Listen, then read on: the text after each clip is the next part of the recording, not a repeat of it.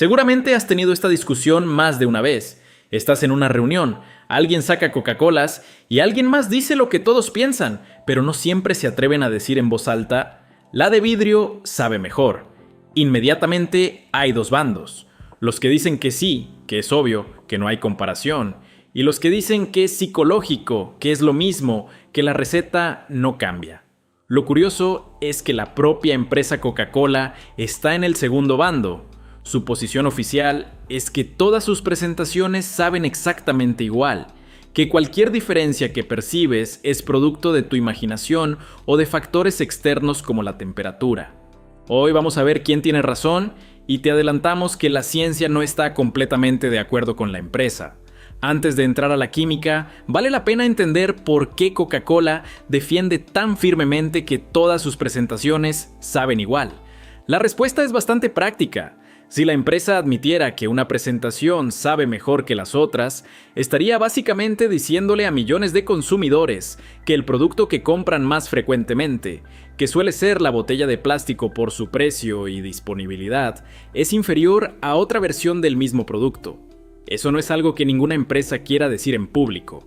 Lo que sí admiten de forma muy cuidadosa es que la percepción del sabor puede verse influenciada por factores como qué tan fría está la bebida, si se toma directamente del envase o envaso, y el ambiente donde se consume.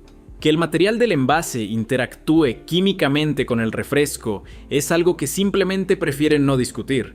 Y sin embargo, una química de alimentos llamada Sarah Risch, miembro del Instituto de Tecnólogos de los Alimentos de Estados Unidos, publicó hace años un análisis en la revista Popular Science donde explicó con detalle por qué sí existen diferencias sutiles de sabor dependiendo del envase, y sus conclusiones han sido respaldadas por varios otros expertos desde entonces. El punto central es este: todos los materiales de envasado, el plástico, el aluminio de las latas y el vidrio, interactúan de alguna forma con el líquido que contienen. La diferencia está en qué tanto interactúan y en qué dirección cambia el sabor. Empecemos con el plástico, que es el caso más claro. Las botellas de PET, que es el tipo de plástico que se usa para refrescos, contienen un compuesto llamado acetaldehído que se produce de forma natural durante el proceso de fabricación del plástico. Este compuesto puede migrar en cantidades muy pequeñas hacia el líquido que está dentro de la botella, especialmente cuando la botella ha estado expuesta al calor o cuando está cerca del final de su vida útil. La Administración de Alimentos y Medicamentos de Estados Unidos, la FDA, reconoce esta migración y la regula, estableciendo límites de cuánto acetaldehído puede haber en una bebida embotellada en plástico. El efecto que produce en el sabor es un ligero aumento en la dulzura, porque el acetaldehído tiene un perfil aromático similar al del azúcar. Además, el plástico es más poroso que el vidrio o el aluminio, lo que significa que el gas carbónico de la bebida se escapa más rápido, y una coca con menos burbujas simplemente sabe diferente, más plana, menos intensa. Si te gusta este tipo de historias donde la ciencia resuelve algo que todos pensabas pero nadie podía explicar bien, este es justo el tipo de contenido que vas a seguir encontrando en este canal. Suscríbete para que no te pierdas los próximos videos, porque seguimos desarmando la ciencia detrás de las cosas más cotidianas de México. Ahora pasemos a la lata, que tiene su propia historia química. El aluminio puro no puede estar en contacto directo con bebidas ácidas como la Coca-Cola, porque reaccionaría con ellas, así que el interior de cada lata está recubierto con una resina polimérica que actúa como barrera entre el metal y el líquido.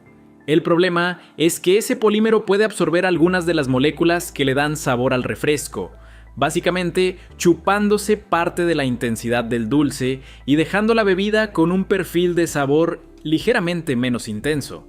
Hay también quienes señalan que la boca de la lata, al ser de aluminio, puede transmitir un ligero sabor metálico cuando los labios entran en contacto con el metal antes de que el líquido llegue a la lengua. Algo que ocurre de forma inconsciente, pero que el cerebro registra como parte de la experiencia de sabor. La lata tiene, sin embargo, una ventaja real sobre el plástico. Esa misma resina que absorbe algo de sabor también funciona como una barrera muy efectiva para los gases, lo que significa que las latas conservan las burbujas por más tiempo que el plástico. Y una coca bien carbonatada siempre va a saber más fresca e intensa que una que perdió gas. Y finalmente, el vidrio. Y aquí es donde la ciencia le da la razón a lo que cualquier mexicano ya sabía por instinto. El vidrio es el material más inerte de todos los que se usan para envasar bebidas, lo que significa que prácticamente no interactúa con el líquido que contiene. No transfiere compuestos, no absorbe moléculas de sabor, no deja pasar gases. Lo que entró en la botella en la línea de producción es básicamente lo mismo que sale cuando la destapas, sin modificaciones.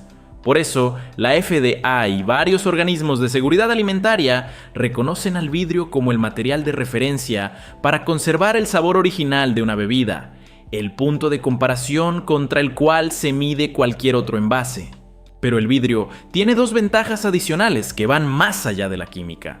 La primera es la temperatura. El vidrio mantiene el frío más tiempo que el plástico, y cuando una bebida está más fría, el cerebro percibe su sabor como más intenso y más refrescante. Esto no es percepción subjetiva, es neurociencia real del procesamiento del sabor. La segunda ventaja es el pico de la botella, que es más angosto que la apertura de una lata o de una botella de plástico, y eso cambia la forma exacta en que el líquido llega a la lengua y a las papilas gustativas. Un chorro más concentrado que llega al centro de la lengua activa las papilas de manera diferente a un flujo más amplio, y eso produce una experiencia de sabor percibida como más intensa y más satisfactoria, aunque la química del líquido sea idéntica. Y aquí viene un dato que muy poca gente fuera de México sabe, y que es tal vez la razón más poderosa de por qué la coca mexicana sabe diferente a la de muchos otros países, independientemente del envase. En México, la Coca-Cola se produce con azúcar de caña real. En Estados Unidos y en muchos otros países, la fórmula usa jarabe de maíz de alta fructosa como endulzante, que es más barato de producir, pero que tiene un perfil de dulzura ligeramente diferente al del azúcar de caña. Por eso, hay estadounidenses que cruzan la frontera específicamente para comprar coca mexicana o que la buscan en tiendas de productos latinos y la llaman Mexican Coke con una devoción casi religiosa. El azúcar de caña produce una dulzura más limpia, menos empalagosa, que complementa mejor la acidez y el amargor del refresco. Y cuando esa fórmula con azúcar de caña viene en botella de vidrio, sin que ningún material altere su perfil de sabor, el resultado es lo más cercano a la receta original que puedes encontrar en cualquier tiendita del país. Y si hay una imagen que resume todo lo que acabamos de explicar, es esta. La coca fría de vidrio en la tiendita de la esquina, sacada de una nevera que probablemente tiene más años que tú, destapada con ese destapador colgado en la puerta de la nevera con un lazo, y ese primer trago que hace que cierres los ojos aunque sea un segundo. No es nostalgia, no es psicología, aunque algo de eso también hay. Es química real, es azúcar de caña, es vidrio que no le quita nada al sabor, es temperatura que lo intensifica, y es un pico angosto que te lo entrega directo donde tiene que llegar. Para quien vive fuera de México, esa combinación específica es una de las cosas más difíciles de reproducir en cualquier otro lugar del mundo, porque puedes encontrar Coca-Cola en prácticamente cualquier país, pero la de vidrio con azúcar de caña en una tiendita que huele a frituras y a madera vieja es algo que solo existe aquí. Si te sacó algo esta historia y ahora tienes una razón científica para defender lo que siempre supiste, compártelo con alguien que todavía cree que es solo psicológico, porque este es exactamente el tipo de discusión que se disfruta más cuando tienes los datos de tu lado. Y si quieres seguir descubriendo la ciencia y la historia detrás de las cosas más cotidianas de México, suscríbete al canal para que te lleguen los próximos videos. Nos vemos en el siguiente.